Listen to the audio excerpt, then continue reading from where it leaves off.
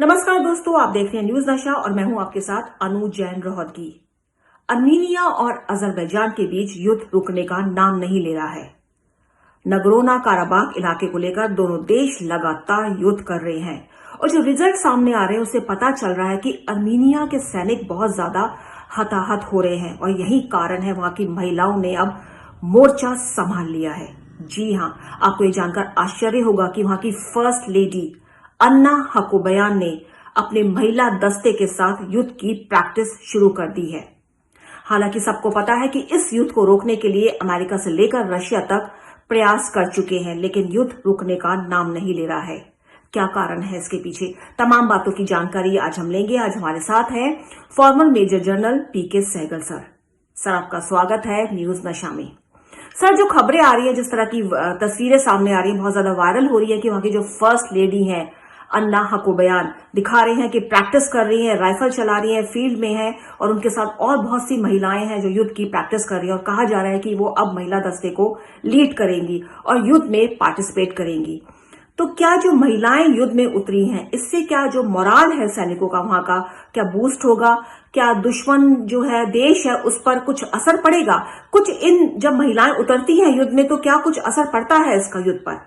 Armenia और Azerbaijan की लड़ाई में बहुत बड़े पैमाने पर आर्मीनियन सोल्जर्स में हताहत हुए हैं। ऐसे में देश की अखंडता, देश की आबरू, देश की आन मान शान के लिए फैसला किया गया है कि वहाँ की जो औरतें हैं वो भी युद्ध में हिस्सा लेंगे। फर्स्ट लेडी ने उन दस्तों को भी प्रैक्टिस शुरू कर दिया है। ये पहली बार नहीं है, इस माफी की कार्रवाई अनेकों देश पहले कर चुके हैं। वर्ल्ड वॉर 2 में अनेकों देशों की लेडीज जो है हिस्सा लड़ाई में ले रही थी। इसराइल की लेडीज आज भी हिस्सा लेती हैं। हिंदुस्तान में भी औरतें जो है युद्ध में शामिल हो गई हैं।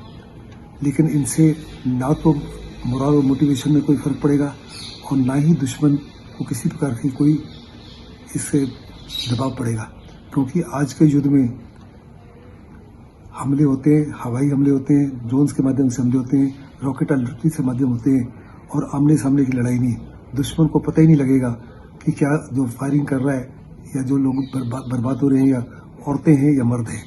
ऐसे में मोरल और मोटिवेशन के ऊपर या मनोबल के ऊपर किसी प्रकार का कोई डिफरेंस नहीं होगा, असर नहीं होगा।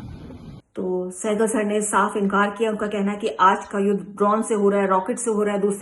दूसरी तरफ कौन बंदूक चला रहा है, कौन नहीं चला रहा है, किसी को पता नहीं है और ये कोई नई बात नहीं है कि महिलाएं युद्ध में उतरी हैं। इससे पहले भी महिलाएं युद्ध में उतर चुकी हैं। वैसे आपको बता दें, जो इलाका है ये नगरोना काराबाख, इसके लेकर के इन दोनों देशों की लड़ाई बहुत ज्यादा पुरानी है। सोवियत संघ का हिस्सा थे दोनों ही देश जो थे, फिर अलग हुए हैं। उसके बाद जो इस एरिया को लेकर है लड़ाई दोनों देश में बरकरार है। 1700 स्क्वायर माइल में ये एरिया फैला हुआ है और पूरी तरह से पहाड़ी क्षेत्र है और कहा जाता है कि अंतर्राष्ट्रीय जो उसको पहचान है वो अजरबैजान के हिस्से के रूप में होती है, लेकिन इसमें अर्मेनिया के जो लोग हैं, पारंपरिक लोग हैं, वो रहते हैं और उनका कब्जा है और इसी क्षेत्र को लेकर दोनों देशों में लगातार बहुत सालों से युद्ध चल रहा है और इस बार जो युद्ध है ये बड़े पैमाने पर फैल गया है। और आपको शायद पता भी होगा इस बात का कि हाल ही में रशिया और उसके बाद अमेरिका ने युद्ध विराम कराने की बहुत कोशिश की, लेकिन हो नहीं पा रहा है। तो सहगल सर, हम आपसे यही पूछना चाहेंगे कि क्या कारण है कि दो महाशक्तियां युद्ध रोकना चाह रही हैं और युद्ध रुक नहीं रहा है? रूस और अमेरिका दोनों की जबरदस्त कोशिश है कि किसी प्रकार आर्मेनिया और अजरबैजान के युद्ध को रोका जाए, लेकिन दोनों देशों में से किसी को भी सफलता नहीं मिल रही। इसके दो बड़े कारण हैं। एक, जो सुपर पावर का खौफ था, कोल्ड वॉर खत्म होने के बाद में वो सुपर पावर का खौफ खत्म हो चुका है। दूसरा, उनके पीछे जो असली ताकत नजर आती थी पहले वो नजर नहीं आती। अगर आपको याद होगा तो 1956 में जब स्यूज क्राइसिस था, जब इजिप्ट ने स्यूज कनाल को नेशनलाइज किया था तो उसके अगेंस्ट युद्ध छेड़ दिया था फ्रांस और ब्रिटेन ने मिलकर। तो उस समय रशिया ने अपनी पूरी न्यूक्लियर फोर्सेस को स्टैंड बाय कर दिया था और कहा था कि 24 घंटे में अगर ब्रिटेन युद्ध से अलग नहीं हुआ तो ब्रिटेन को वाइप आउट कर देगा। तो युद्ध 24 घंटे में खत्म हो गया। इसी माफिक 1971 में जब इंडो सोवियत फ्रेंडशिप ट्रीटी हुई तो उसके तहत ना तो अमेरिका और चाइना चाहते हुए भी दखल अंदाजी नहीं कर सके, क्योंकि उनको साफ तौर पर नजर आ रहा था कि कोई बड़ी कार्रवाई सोवियत यूनियन करेगा। दूसरा, दोनों ही देश के जो मिलिट्री इंडस्ट्रियल कॉम्प्लेक्सेस हैं बिजी हैं आर्म्स बेचने के लिए दोनों साइड के लिए, और इसलिए वो नहीं चाहते कि युद्ध रोका जाए। तो दो बात यहाँ पे सहगल सर ने जिक्र किया कि क्यों नहीं ये रुक रहा है युद्ध। एक तो महाशक्तियों का खौफ उन्होंने बताया है कि कम पड़ गया है, देश अब कम डरने लगे हैं। ब्रिटेन का जहां उन्होंने एग्जाम्पल दिया था कि रशिया ने 24 घंटे के अंदर युद्ध विराम करवा दिया था धमकी देकर, लेकिन इस बार ऐसा नहीं है और शायद कारण यही है कि महाशक्तियों का खौफ जो है कम हो रहा है। दूसरा एक बहुत बड़ी बात की तरफ इशारा किया है कि जो हथियार बेचने के जो माफिया है दोनों देशों में, वो नहीं चाहता है कि युद्ध रुके।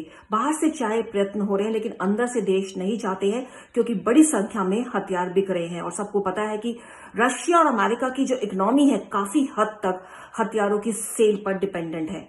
तो ये बहुत बड़ी बात बताई है यहाँ पर सहगल सर ने।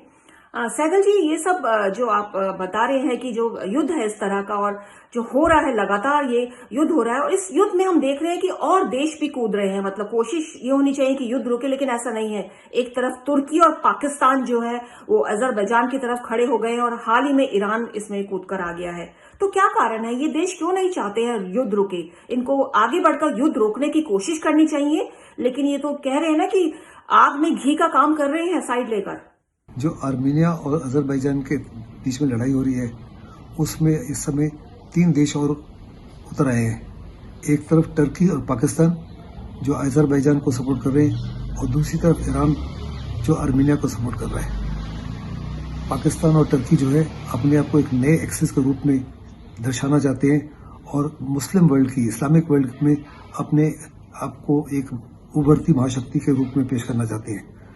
इसी प्रकार ईरान जो है वो अपने आप को सबसे इन्फ्लुएंशियल देश जो है इस्लामिक वर्ल्ड में खड़ा करना चाहता है और सऊदी अरेबिया को, कि दोनों की कोशिश है कि सऊदी अरेबिया को पीछे हटाया जाए। ऐसे में वो नहीं चाहेंगे कि युद्ध जल्दी खत्म हो, वो चाहेंगे कि अपनी धाक जमा सकें। तो सहगल सर का कहना है कि कारण यही है कि जो तुर्की है वो चाहता है कि मुस्लिम देशों में अपना वर्चस्व स्थापित करे, उसको लेकर के वो अजरबैजान को सपोर्ट कर रहा है, एक बड़ी शक्ति के रूप में उभरना चाहता है। और हाल ही में जो ईरान इसमें कूदा है उसकी भी यही मंशा है। चाहते हैं ये लोग अपना अस्तित्व कायम करना और इस युद्ध के जरिए कहते हैं कि वो अपनी रोटियां सेक रहे हैं एक तरह से। ये तीनों देश जो कूद पड़े हैं इस युद्ध में, पाकिस्तान इनडायरेक्ट रूप से सपोर्ट कर रहा है, तुर्की तो खुल करके वहां के जो प्रेसिडेंट है खुल करके सपोर्ट कर रहे हैं और अब ईरान भी इसमें कूद गया। लेकिन जो भी हो, युद्ध के परिणाम बहुत भयंकर सामने आ रहे हैं। जिस तरह के पिक्चर्स और वीडियोज हम देख रहे हैं बहुत ज्यादा भयंकर हैं। दोनों तरफ से जान माल का नुकसान हो रहा है। कभी किसी तरफ से पता चलता है बहुत सारे सैनिक मारे गए हैं, कभी दूसरे देश से पता चलता है, दोनों तरफ से नुकसान हो रहा है। और ऐसे में अमेरिका और रशिया दोनों महाशक्ति जो है उनकी कोशिश विफल हो गई है। लेकिन हर हाल में ये युद्ध रुकना चाहिए क्योंकि सबको पता है युद्ध जब लंबा चलता है तो देश ही नहीं जो लड़ रहे हैं, बाकी जो आस पड़ोस के जो देश हैं वो प्रभावित होते हैं और उसके साथ साथ विश्व भर में इसका असर पड़ता ही है। तो दोस्तों, न्यूज नशा में आज हमने आपके सामने ये पेशकश रखी है और हमारी कोशिश है इस चैनल के जरिए आपको अपडेट जानकारी दी जाए। एक्सपर्ट्स के माध्यम से हम कोशिश करते हैं आपको पॉलिटिकल हो, चाहे सोशल हो, चाहे वॉर इश्यूज हो, चाहे हेल्थ इश्यूज हो, आपके साथ पहुंचाए जाए अपडेट जो विषय होते हैं उस पर। इसलिए आप बने रहिए हमेशा हमारे साथ और देखते रहिए न्यूज नशा, आदत हर खबर की। और आप हमसे जुड़े रहने के लिए सब्सक्राइब करें YouTube पर, फॉलो करें Twitter पर और लाइक करें Facebook पर। और ज्यादा जानकारी के लिए न्यूज नशा की वेबसाइट पर जाएं। आपको टाइप करना होगा सिर्फ न्यूज नशा।